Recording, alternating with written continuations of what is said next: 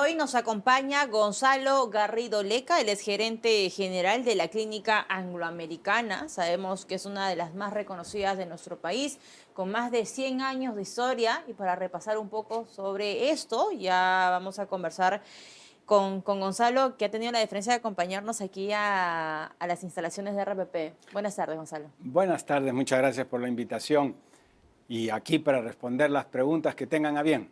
103 años, o sea, es bien difícil ver empresas en nuestro país que superen los 50, 60, pero superar los 100 años, cuéntenos cuál ha sido el secreto que ha mantenido a la Clínica Angloamericana presente en nuestra historia. Sin duda, tal vez las dos palabras más relevantes en esto vienen a ser la resistencia y la perseverancia. Hemos atravesado N cantidad de situaciones en nuestra vida institucional. Agarramos la cola de una primera pandemia que también tuvimos que atender. Recordemos que la tercera ola de lo que era la gripe española termina en 1920 y nosotros nacimos en 1921. Entonces fueron diferencia de meses nomás en cuanto a poder estar en la propia pandemia. Luego esta pandemia, ¿no? la COVID-19, la 2019, que también se dio y entendemos. Hemos atravesado la época del terrorismo. Nosotros fuimos tal vez el principal centro de salud que atendió los hechos de la calle Tarata. El asunto o la situación se dio porque de la calle Tarata salían las ambulancias y los distintos vehículos de auxilio, salían por la avenida Arequipa. Claro. El primer hospital era el FAP, pero estábamos en la época del terrorismo y por lo tanto la FAP estaba cerrada, no podía recibir a civiles o otro tipo de pacientes. Entonces el siguiente éramos nosotros, que estábamos en el Óvalo Gutiérrez, cercano, ahí a 2 cuadras. Por donde es pues el centro empresarial. Por donde es el centro empresarial Cavenecia, ¿no? Cavenecia, que está ahí a la espalda. Estás a 2 cuadras más o menos del Óvalo Gutiérrez. Bueno, los pacientes llegaban ahí como podían. Hay miles de historias que tenemos de esa época, por ejemplo, en la que se llegaban a atender pacientes en los corredores. Hay una situación bastante triste que un señor viene cargando a su madre, cargándola desde Tarata. Llega a la clínica, entra a urgencias, afuera uno de los médicos nuestros derivaba las atenciones, si no eran muy graves, las derivaba a otra clínica. Si no, sí se pasaban a ser atendidas. Esta señora pasó por la gravedad de sus heridas. Y es inmediatamente puesta en la mesa de traslado y la trasladan a la sala de cirugía. Ahí la operan exitosamente. Cuando el médico sale a informar de que la intervención había sido exitosa, al hijo que la había traído, pregunta en urgencias dónde estaba. Y nadie lo encontraba. Y una enfermera se le acerca y dice, ¿se refiere al señor tal? Sí, acaba de fallecer. Estaba totalmente lacerado internamente por las esquirlas y él, por tratar de llevar a su madre en brazos a que la atiendan, no se dio cuenta de esto. Y eso es pues la resistencia que tiene el cuerpo humano que muchas veces no nos llegamos a explicar, ¿no? Hay en 100 años o más de 100 años, hay de estos relatos muchísimos, ¿no? No solamente tristes, sino también bastantes gratificantes para el país. Por ejemplo, nosotros somos la única institución en este país que tiene reconocimiento de 2 premios que otorgan los congresos. El Congreso colombiano nos dio la Orden de Boyacá. La Orden de Boyacá es la distinción más alta que tiene el gobierno colombiano. Puedo relatar después por qué se dio eso. Y tenemos, por supuesto, la nuestra, la Orden del Sol. Entonces, la clínica está 2 veces reconocida por los diferentes congresos dentro de su vida institucional, ¿no? ¿Por qué la dio Colombia?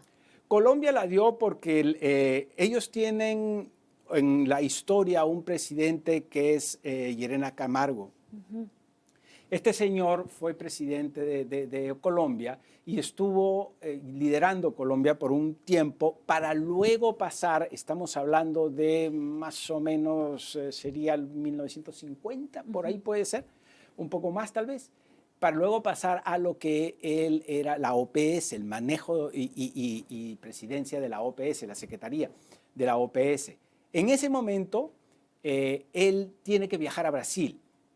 En Brasil, él sufre en el viaje, perdón, de regreso, en el avión, él sufre un accidente cerebrovascular que le comienza a dificultar respiración y sentido común, etcétera, etcétera.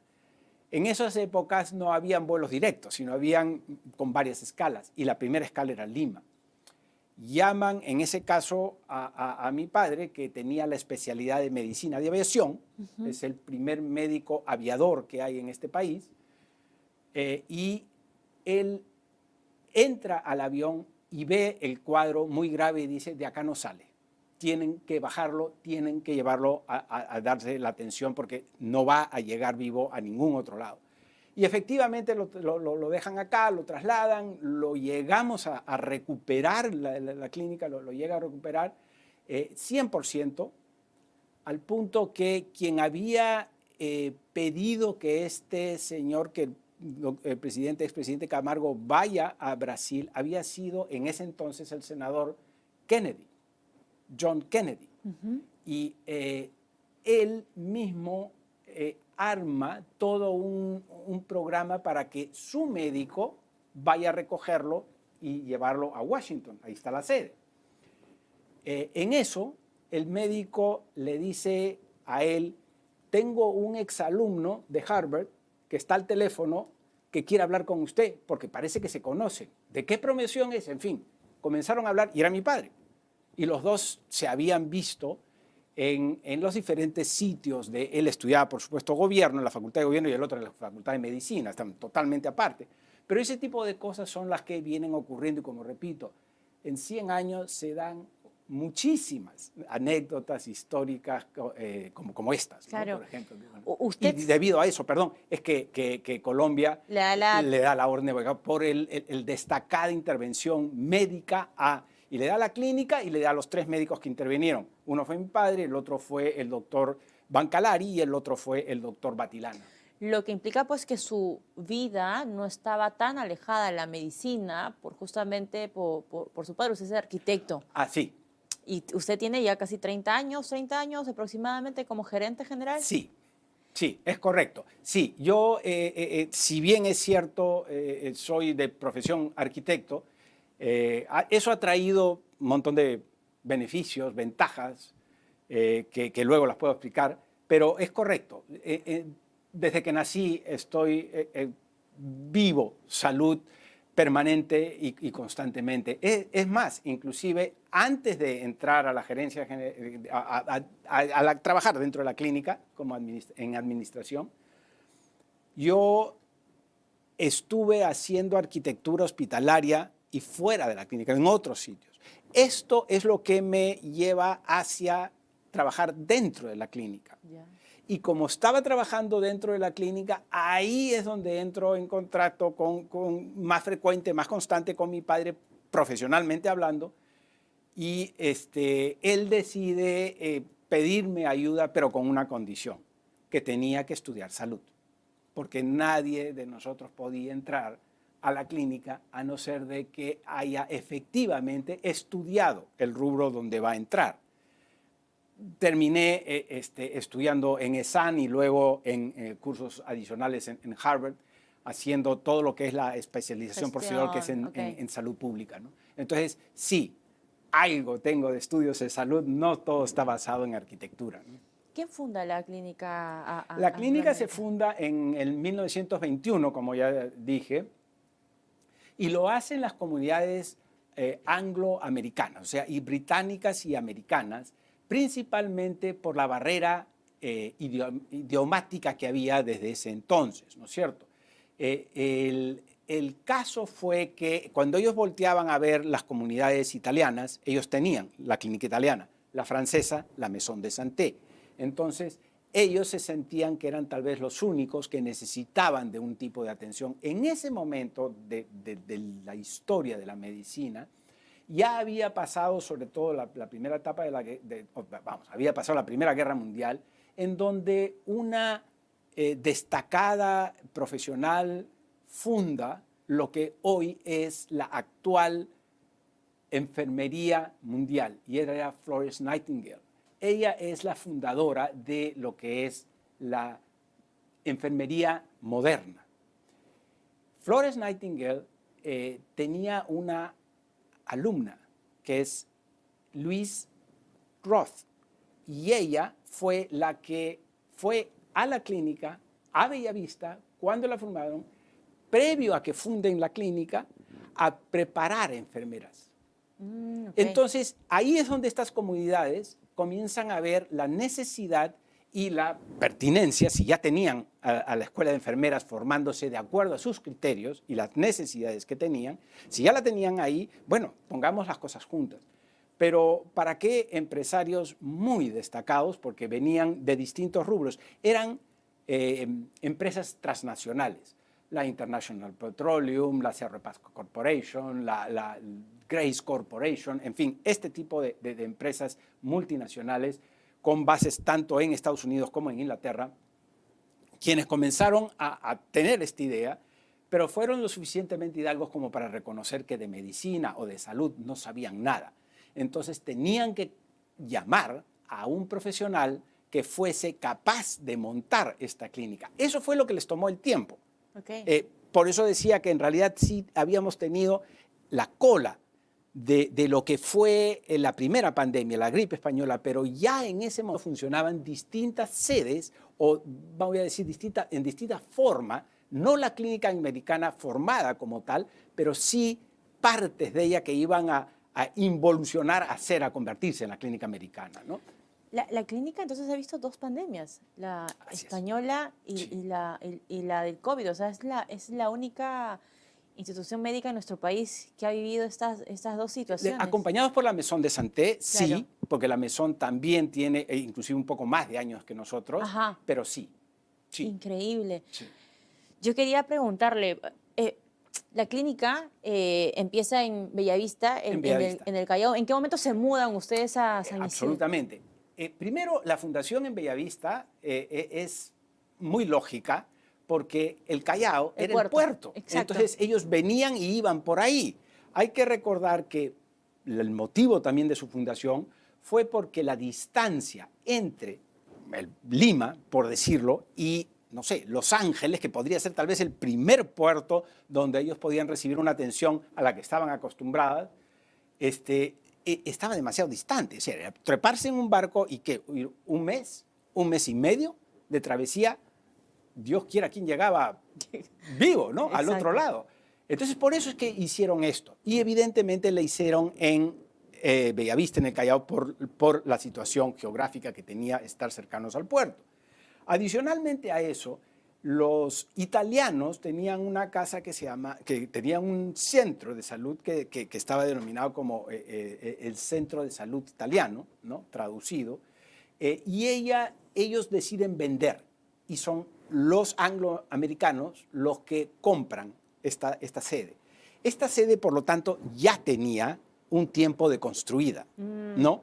La adecúan, la preparan, ponen por primera vez en la historia de este país mallas mosquiteros para evitar contaminaciones de los insectos y demás, y llegan a abrir la clínica.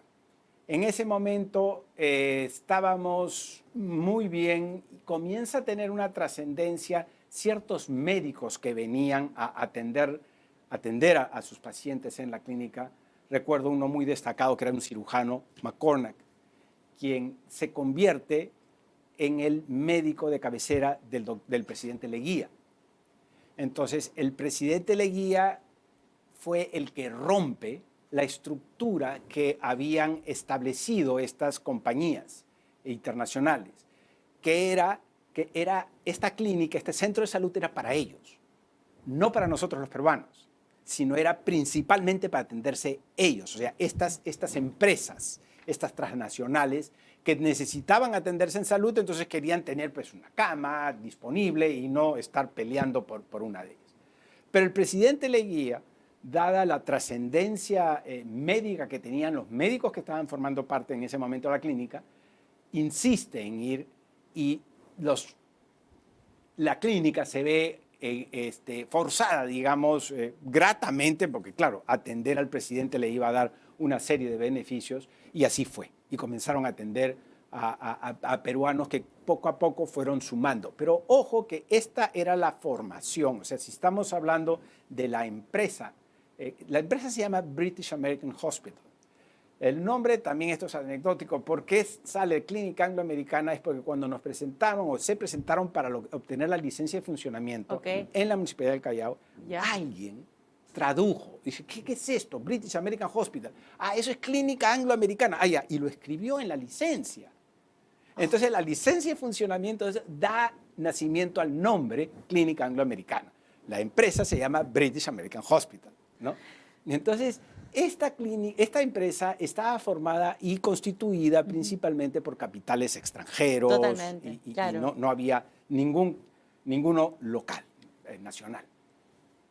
Esto viene a suceder hasta, como repito, ya viene la parte en que comienzan a venir pacientes peruanos y se comienza a popularizar esta clínica que era cerrada, al día de hoy sigue siendo cerrada, pero de otra forma, cerrada para atenciones médicas de estas poblaciones de las compañías. Ahora, con eso, lo que se llega a hacer es que entra el primer peruano y luego así abren el resto y ven la necesidad de tener mayor número de médicos. Seguir trayendo médicos de Inglaterra o de Estados Unidos podía ser algo perjudicial y ponen como condición que podían entrar médicos peruanos formados en países desarrollados.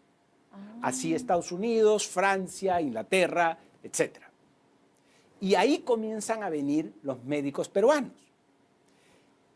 Si voy a esta constitución, cómo es que está cambiando, esta constitución internacional cambia hacia la nacional, en la época del general Velasco, cuando expropia todas las posesiones que tenían estas empresas transnacionales, ellos se van del país, dejando las acciones.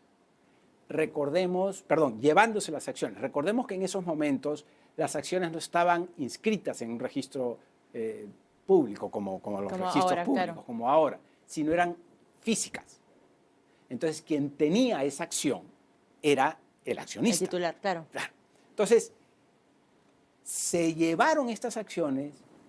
Mi padre con el doctor Alfredo Tola y otros más comenzaron a generar todo un esquema para traer estas acciones al país y así lo hicieron y ahí es donde comienza a cambiarse toda la constitución de manos extranjeras a nacionales.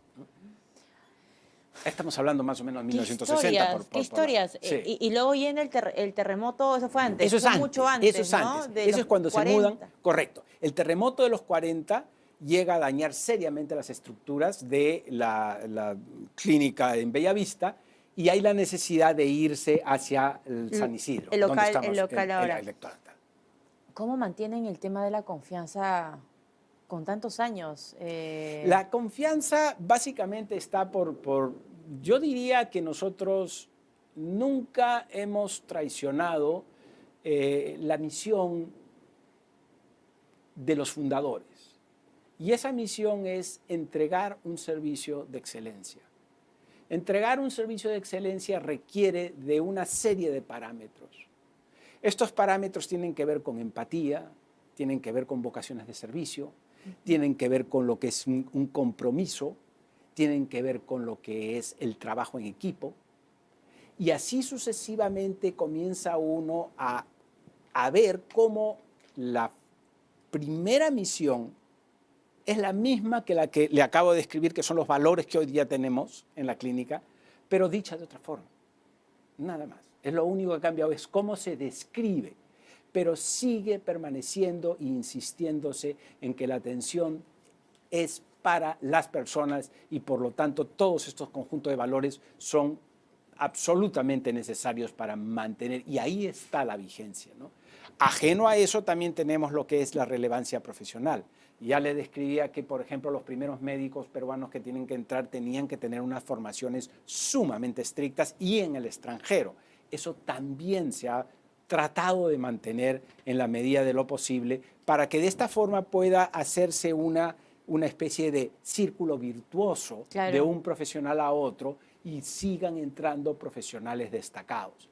Estos profesionales necesariamente tienen que tener una libertad de acción. Y eso es algo que nosotros les ofrecemos a todos los profesionales que trabajan con nosotros, tanto médicos, enfermeras y demás.